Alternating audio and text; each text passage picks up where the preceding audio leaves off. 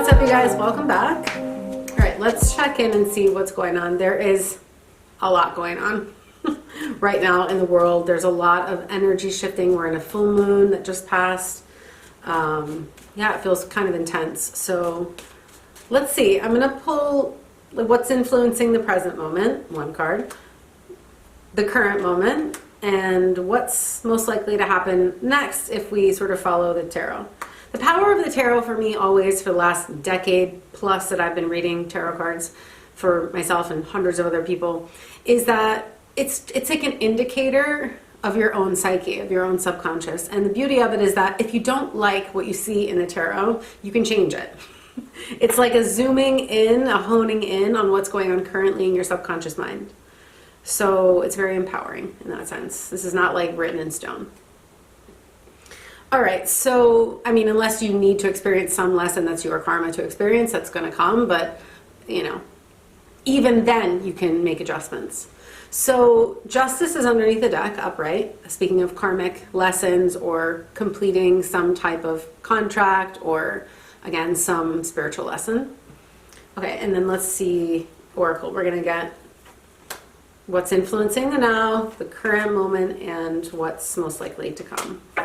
And under this deck, we're getting Lilith reversed, which says, the first woman, I am the voice of my body and soul. I choose the life I want to live, in the reverse. So right away, that's part of your lesson. You choose the life that you want to live, not the other way around. It's not, if it's getting chosen for you, then that's because you gave away your power. And to live the life that you want to live, you're going to have to take responsibility for what comes with speaking up and advocating for yourself. Because that's not always easy, especially if you have made choices that have led you to a place where you feel really disempowered or helpless or powerless. You're never powerless, you know? You're not. Even if it's just in your mind. You know that book, not to digress, but I just thought of that book Viktor Frankl wrote, and it was a book that he wrote, I think he was in prison. I don't know, I'm just seeing the name of that book. What's the name of it? Hold on, I'll look it up really quick. Viktor Frankl. It's something about, like, I think he was in Auschwitz and in a prison camp, and he wrote the book. Viktor Frankl. This must be important if I feel like I need to look it up. So let's see. Books. It's called Man's Search for Meaning. And like I said, I don't remember even the full story. I definitely read this book a long time ago. Victor is spelled V-I-K-T-O-R. And it's like the gist of it is that he was basically imprisoned, and he was talking about, it's like a spiritual, you know, it's like an experience of awakening, you know, by being trapped. That is not doing it justice at all, but I don't know why that book came to mind, but somebody out there probably needs to read it. Man's Search for Meaning. So, anyway, I trust those little things, who knows. It just feels like a call, like my throat chakra has been feeling really funky lately, like, like really all of a sudden, even when I'm doing the reading, I tried to record this right before, and I literally it completely closed up. So I'm giving this another try, but there's definitely something in the air around communication, needing to speak up. In fact, I even posted a thread today, and it's like, just say it. Like, it's so liberating to just say the thing that you need to say. But I understand that most people were not raised like in a household or like in an environment where it was safe to tell the truth. And so you end up as adults, decades, 10, 20, 30, 40 years later, tap dancing around things, you know, walking on eggshells, withholding your truth, suppressing things. And that leads to a lot of problems. That can lead to health issues, mental health issues. It can lead to body issues. It can lead to addictions. It can lead to a lot of shit. So, you know, part of my life's purpose is to help people come into their truth. And I know that it's not easy, you know, especially when you're first doing it and you're disrupting the status quo of whatever it is that you're in, the environment, the relationship, the job, the situation. Speaking up for yourself when it comes to like a situation where there's loss, where you're probably going to lose something when you speak up, it won't ultimately be a loss for your highest good, but your ego could take a hit, or it could feel really crippling in the moment, because everything's by divine design. So whatever situation that you're in right now where you might be feeling like you're not choosing the life that you want to live, then this is part of your current like soul lesson. I might choke a little in this reading, but we're going to continue because I really want to record this. Okay, so first cards we're getting that are influencing the now are an emotional imbalance. Temperance in the reverse is like there needs to be some emotional healing here. You're not feeling balanced. You're feeling out of whack, probably because you've been stuffing things down for a really long time. And it's coming with Marguerite Porete, the mystic of divine love. Love is divine, and I am nothing except love. Divine love is a connection with like God, source, universe. It's not like a romantic human love. It's beyond, it's like agape. It's like unconditional love. And so they talk about that a lot with like nuns or monks feeling divine love, because obviously they're celibate and they're experiencing this like higher love.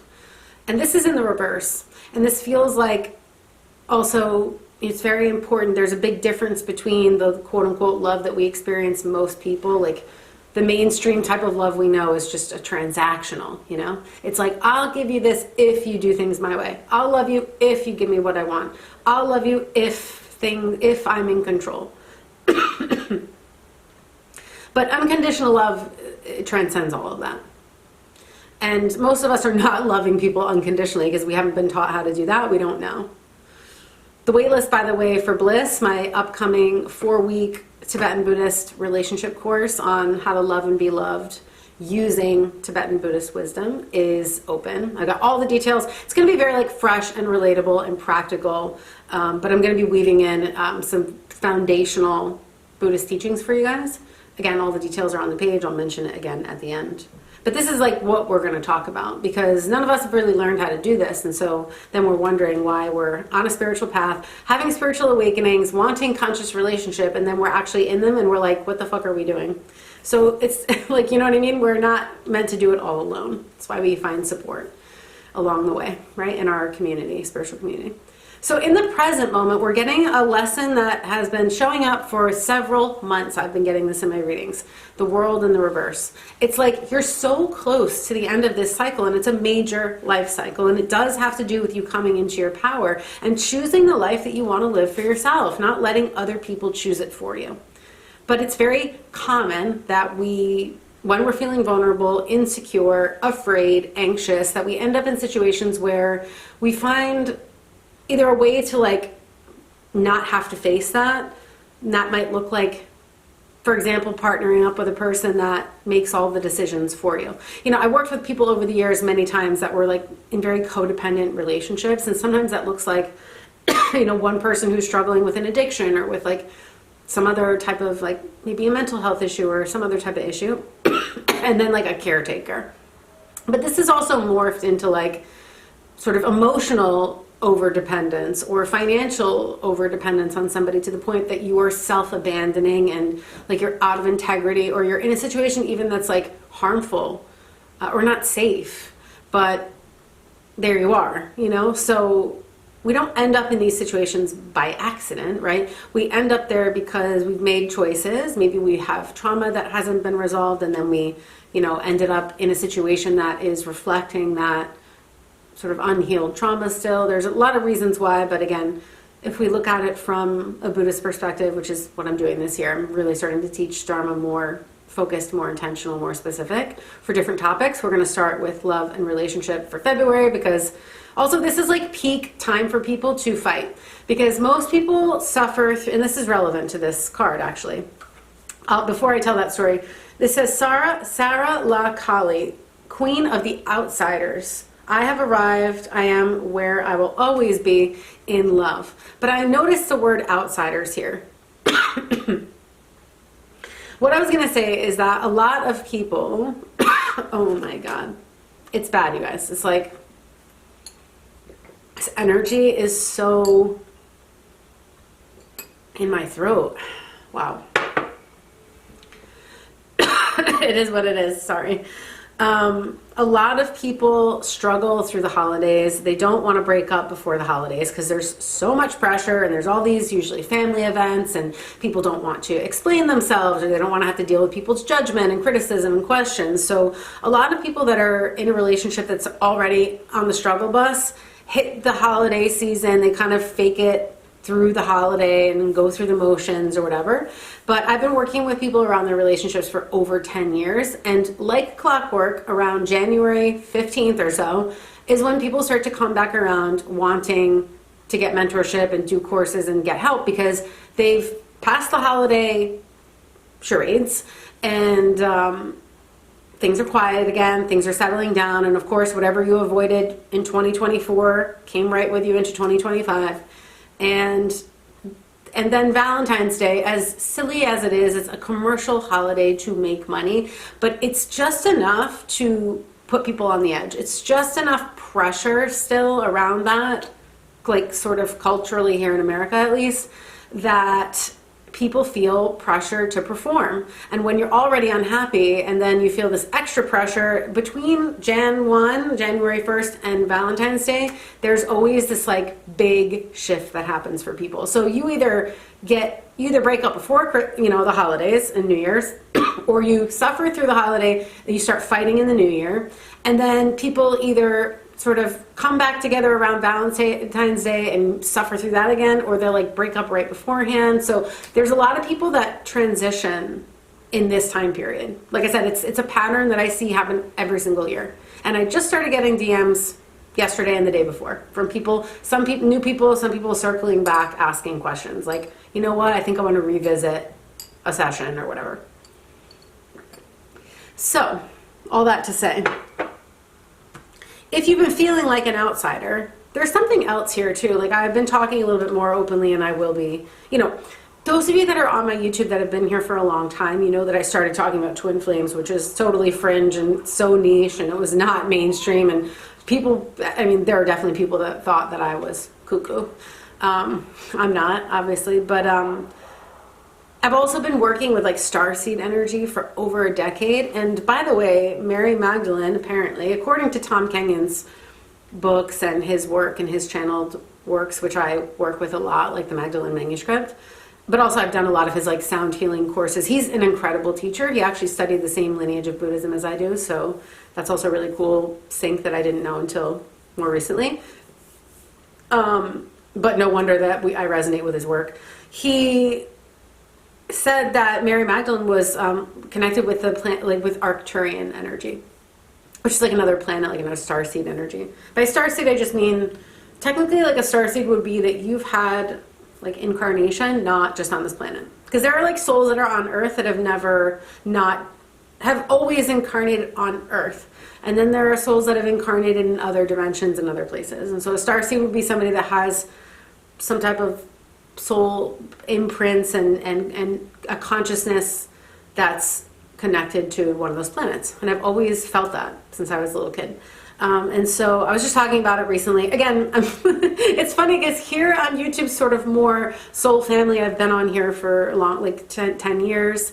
And, this community was like very spiritual, but some of like the Instagram threads is like a little more muggles to me. It's like more, it's not necessarily the community. It's not necessarily people here, right? So it's sort of like, it's a little bit coming out of the closet, not totally, but because I'm not afraid to talk about stuff, but it is kind of weird. I'm like, oh, this is kind of new for this platform. Whereas here I've always talked about stuff really openly, but I do feel like that's part of this, like feeling maybe like an outsider, but people, like I talked about even coming out of the spiritual closet on my threads today and saying like, if you've been in the spiritual closet, like now is the time. This is your year. Like the world needs you. There's so much going on. Like we need more people that are spiritually aware and conscious, And also people using their spiritual gifts.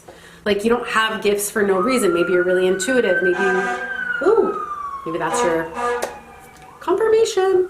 Maybe you use your hands, maybe you do Reiki or body work or massage, or maybe you do because I used to do that too, that's how I started, or tarot or oracle, or you have other types of gifts. Maybe you sound, maybe you use your voice, maybe you have mediumship abilities, whatever, there's so many different types of spiritual gifts.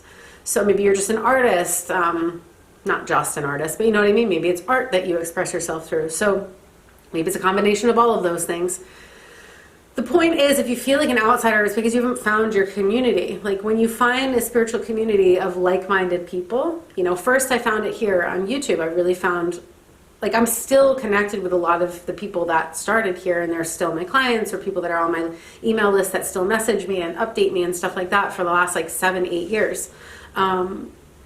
And then, I started studying Buddhism, so I've got a community, like a Sangha, that's a spiritual community, of people studying with 3 Jewels in New York City, the studio that I study at. So you've got to find your people. And that may be a part of this feeling cast away, feeling maybe trapped in a situation with people that don't understand you or don't see you. But again, if you're not open about your gifts, or open about the things that you like, or open about who you really are, on a deeper level, then it's going to be harder to find your people. Or if you're in a situation, if it's a relationship or a job or a marriage or whatever, where the person that you're married to is totally not on this wavelength, and not just that, they don't like it or they don't accept it, and they're not, it's maybe that's not part of their plan to integrate those things, that can be a further push to finish the lesson that you're in. But if you crave people's approval, we all do at a certain level, because we're human and we want to feel connected to people, and that's part of community. But then there's the part where you're wanting people's validation because you're afraid to be criticized or judged, or again, cast out of the tribe. And then you're betraying yourself because you're actually living a lie. You're just living in this illusion of who you're pretending to be, but it's not who you really are. And then you wonder why you're surrounded by people who either don't get you or don't respect you, don't see you, because you're not letting yourself be fully seen. And I'm going to say that's definitely true because of what is going on with my throat. It's wild. But I don't want to delete this reading, so I'm just going to finish up with these last cards. Okay, we're getting the Emperor as what's sort of the upcoming energy.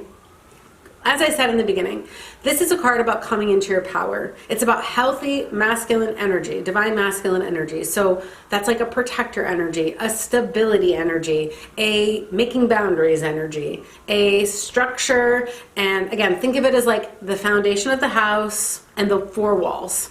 And then let's call the feminine energy what's circulating inside the structure. You need to get in contact with this energy. It is upright. You're so close. It's right there. But you need to grab it by the balls, I want to say. That's what it feels like. It feels like no more fucking around. No more hiding. No more suppressing your truth. Like I said, I understand that it's not easy. There could be consequences. Consequences could look like people pulling things away from you. I mean, look at the card that came with it. The Saint of True Freedom in the reverse, and it says, I can't read. I'm so blind. It says, love is what sets me free. I'm married to my own soul.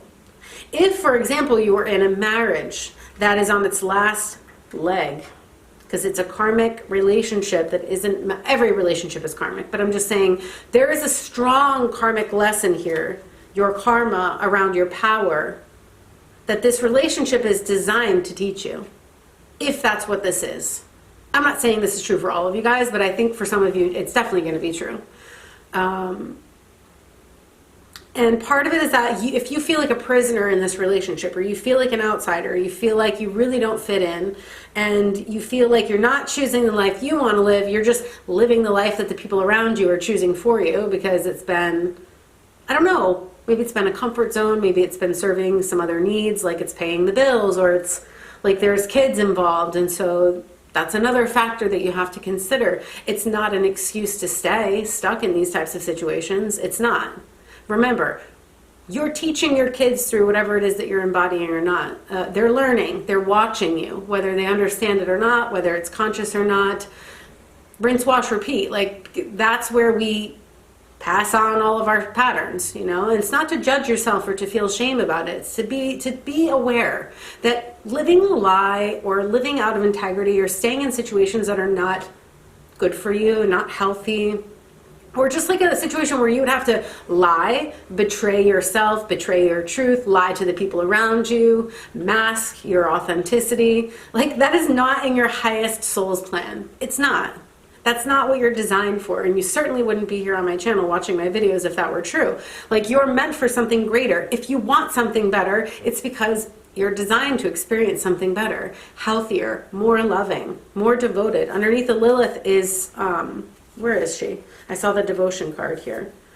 You know, I am a warrior of love. My devotion attracts resources and support, but it's in the reverse. Because you have to be devoted enough to your own cause, aka I deserve epic love. I deserve an amazing, beautiful, healthy, conscious relationship with a person who loves me so deeply because they love themselves deeply. And you do not need to be perfect. You know, sometimes we learn how to love ourselves in relationship with people, not just by ourselves. It is important to practice some of these things for yourself. But again, I don't look at this in black and white. You might need to be in a partnership to really, truly learn how to receive love from somebody in a healthy way if you've never experienced that before. It feels really weird at first, actually. That toxic, kind of chaotic, dysfunctional, traumatic bonds that people form can feel so familiar to your nervous system that it feels like home, even though it's completely fucked. Again, this is not to feel shame. Never. I'm blunt because it's just the way I'm designed. I just say it like I see it and feel it. Just speak it the truth, right? But we don't need to sugarcoat it. We don't need to like dance around it.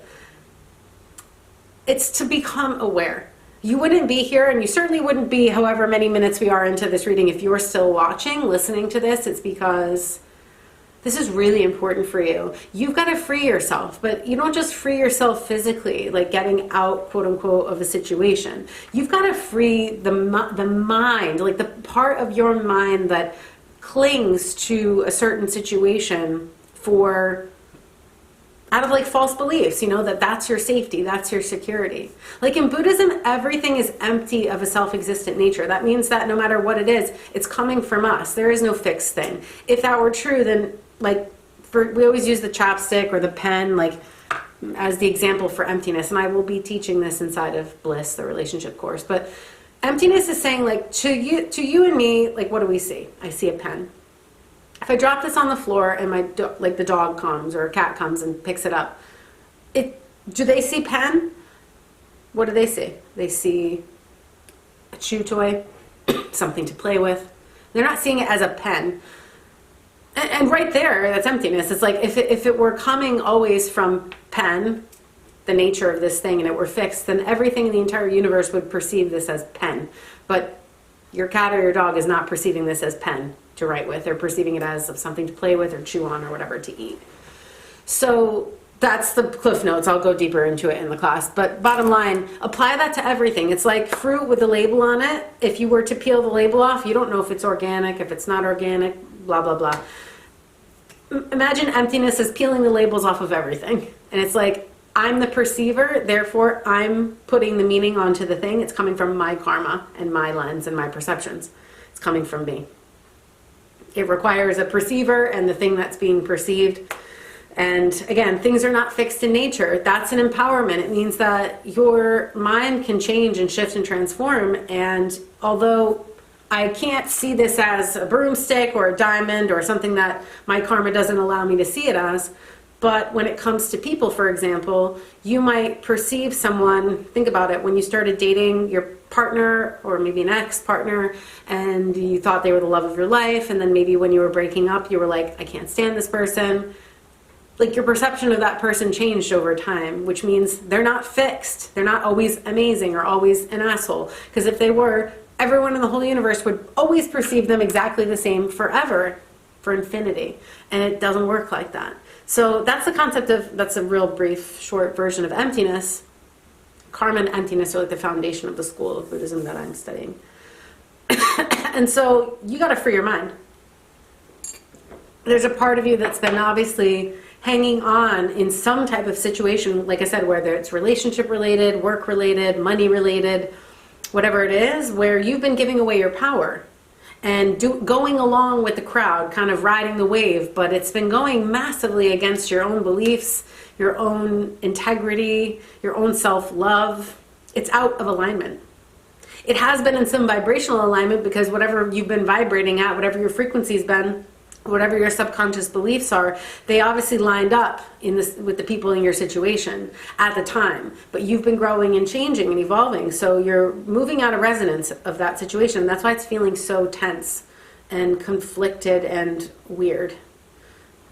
Because you're not meant to stay there forever. In most cases, you're not. Like, if you have to lie, cheat yourself, betray yourself, and be out of integrity in any way, like, that is not your soul's highest plan. It's just not.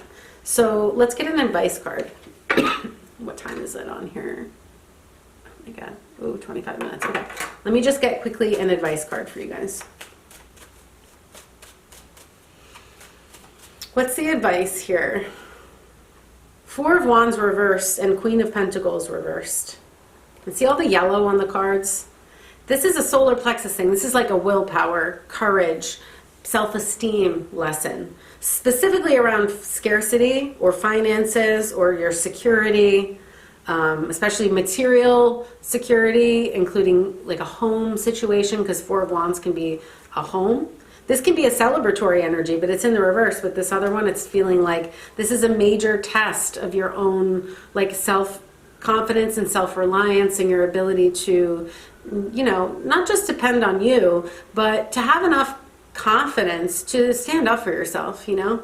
And this may be a situation coming undone. It could be like the end of what's been stable, but out of alignment for you emotionally and spiritually. And then we'll get an oracle card advice to go along with this. Spirit, what is the final advice here? Yeah, the diamond-hearted Dakini, which is a Tibetan Buddhist card, actually.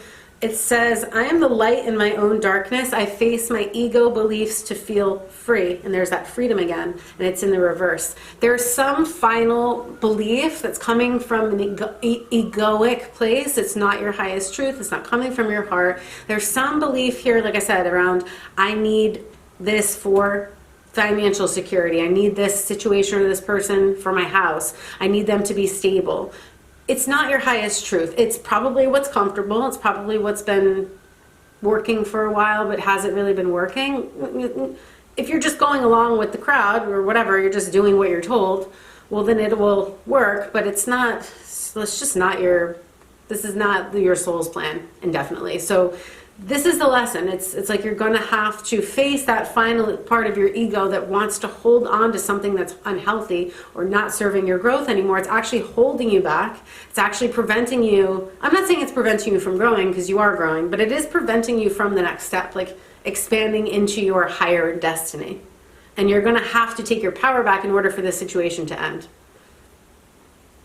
Yeah, and it probably will be really difficult, but it will be worth it.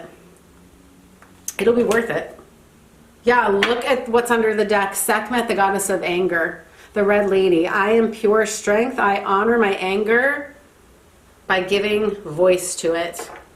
And I don't want to run out of time, but I just want to say, like, this is so important to find healthy ways to move anger through your body. And that could look like saying something, not in a, you have to be mindful, you have to be compassionate. Maybe saying it in a journal, saying it to yourself in the mirror. Could look like listening to music. It could look like making art.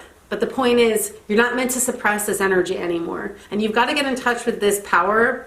And part of your power is right now stuck in the anger that you're not feeling or expressing, you know, in a sacred, safe way.